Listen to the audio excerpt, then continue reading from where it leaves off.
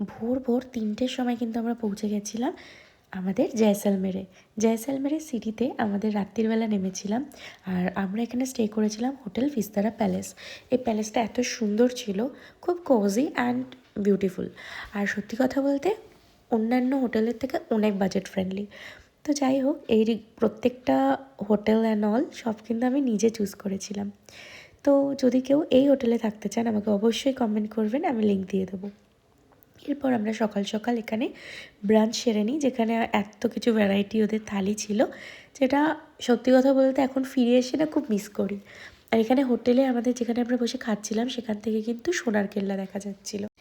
এরপর আমরা একটা ক্যাম্পে থাকার জন্য যাচ্ছিলাম, যেটা ছিল গোল্ডেন স্টার ডেজার্ট ক্যাম্প। এই ক্যাম্পের ব্যাপারে আরও ডিটেলস বলবো, তার জন্য কিন্তু ক্যাম্প থেকে আমাদের গাড়ি পাঠানো হয়েছিল। এগুলো সবটাই বুকিং করতে হয়েছিল, আর এর ডিটেলস কিন্তু নেক্সট